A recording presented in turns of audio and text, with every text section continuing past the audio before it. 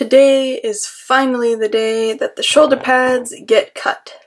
So first thing I'm going to do is create a template. I'm going to draw a template on them for the angle that I need to chop this corner off, and then I'm actually going to cut them.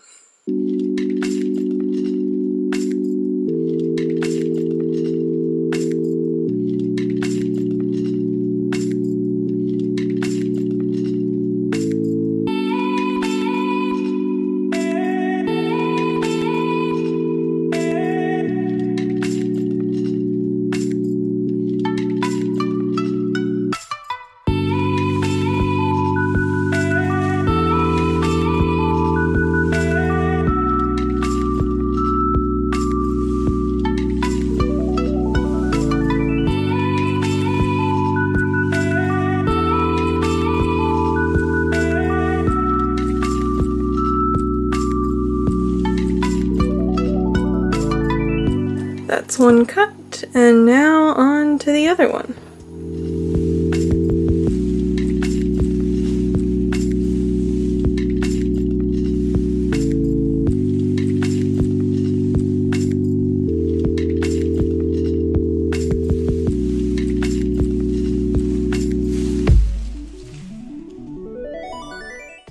So the caulking is all set up, and I already sanded it, and I think that the one layer of caulking is actually going to be good for these, or enough to be smooth, because obviously the shoulder pads are pretty banged up, so the edges don't have to be super duper smooth, especially because I cut them angled, so you can't really see them when they're going to be on me.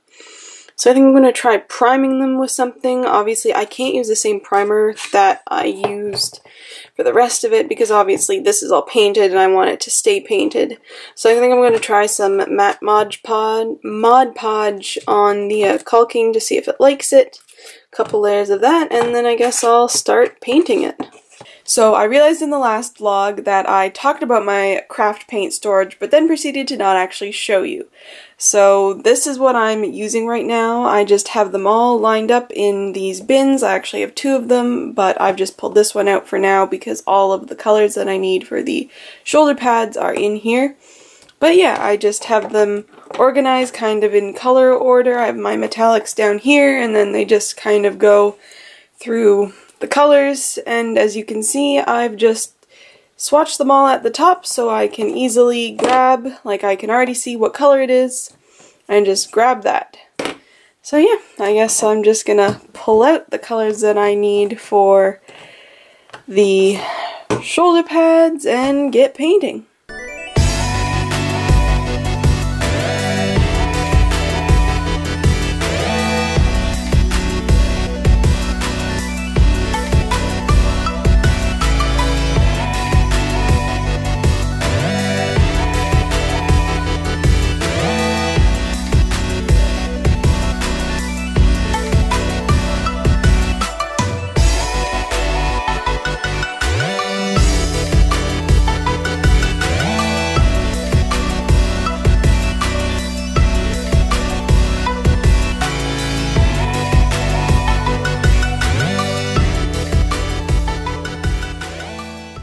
Hello again. It's been a few days since I last talked to you guys, but yesterday I had a super productive day. I finished up the shoulder pads, which are here. I didn't film it because it's like literally the most boring and monotonous paint job. I just painted the edges to match the rest of the shoulder pad, although I did fix up the contour a bit as well. But yeah. Just finished those, but I also got a bunch of work done for this Friday's video, which is going to be my most used art supplies. I decided when I first started filming it a couple of weeks ago, originally started filming it, that I was going to try and do these illustrated title cards. And so last night that's what I was working on. I got them all done, and this afternoon I guess I'm going to be editing the video, hopefully finish editing the video. Also yesterday I randomly decided to sketch a bunch. I don't normally really sketch that much. I kind of pretty much just only sketch out and draw artwork that I plan on finishing. But I don't know, yesterday I just felt like sketching, so I got a couple of cool drawings done. One of them I think I'm going to turn into a larger piece of artwork, so I actually took a picture of that, and I'm probably going to, I took a picture of it with my iPad, and I'm going to be going in on with my iPad Pro and kind of designing the wood plaque, and then I guess I'll transfer that once I am happy with the design that I come up with. Something I wanted to try out, obviously digital, it's really easy to get a mirrored image. Not that you can't do it traditionally, but it's probably a lot faster to do it digitally. So I thought I'd try that out with my iPad Pro, see how that goes. That might be next week's art, I'm not sure. But yeah, just been busy drawing and sketching. This afternoon I also need to splatter my boots. I'm going to try and splatter them. I thought of using the Crayola watercolor that I used for my Crayola challenge at some point. I mean, I've done a few Crayola watercolor challenges, and it was the palette I used in both of those videos. But yeah, that palette has some colors that I think I'm going to be able to splatter my boots with, and then of course it's Crayola, it's watercolor, it's really washable, so I'm not going to like destroy the boots, even though the boots are pretty much what I use for cosplaying just all the time anyway. I don't really wear them out and about anymore. They're kind of become the official cosplay boots. That's what I'm up to this afternoon. Yeah, not much else. It's kind of one of the less exciting weeks, although tomorrow I need to get all of the cosplay stuff ready for tomorrow, because tomorrow in my schedule is when I'm going to be taking updated Sabine costume pictures. And then hopefully from that actually creating a cosplay and prop part of my website, which is something I've been meaning to do for a few weeks now, but I figured wait until I have the new pictures of my costume with the helmet and all of the updates to it, and then we'll work on the website. So that might be the next thing you see me doing, is working on updating my website. But other than that, I think that's it for now, and I guess I'll see you when I'm up to something interesting a bit later. So here's the Crayola palette I was talking about using to splatter my boots. And I actually thought of this like immediately when I first bought this, because these colors are kind of strange compared to normal watercolors. Almost all of them kind of have like a white base, unlike normal watercolors are translucent, and these ones are strangely like opaque.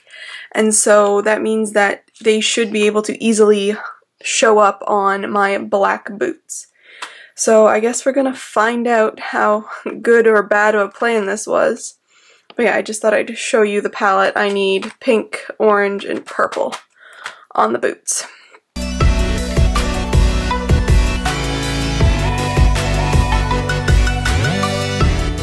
Well, it kind of worked, I guess. I mean, it's weird. It's like, because obviously the paint is pretty pigmented, because as you can see, my hand is like fully dyed pink. So I guess it's more of the boot material that it's like sinking into it and just kind of making everything look purple and white instead of orange and pink.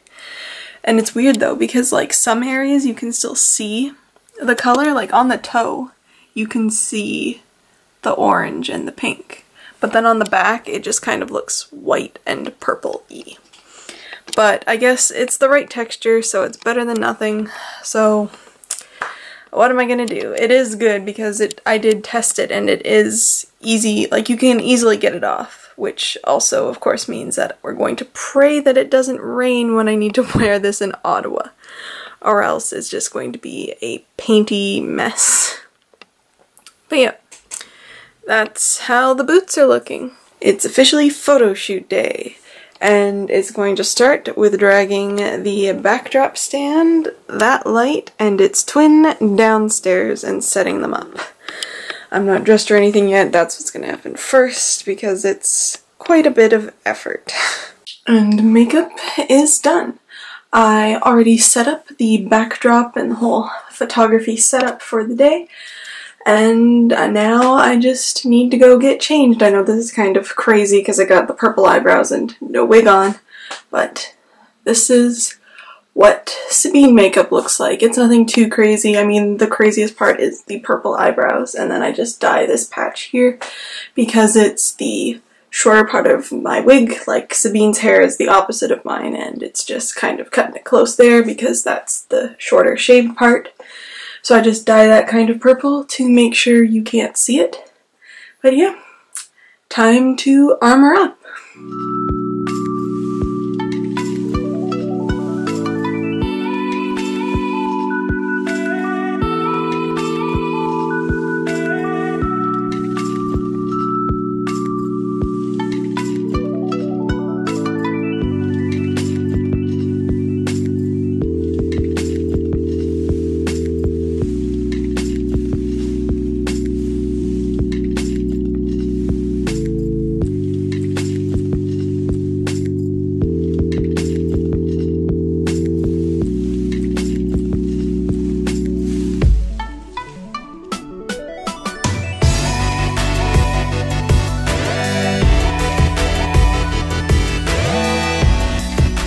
I figured Morai and I would pop on the end here because that's a wrap for the photo shoot and a wrap for the vlog. So thank you so much for watching, and I'll see you next week.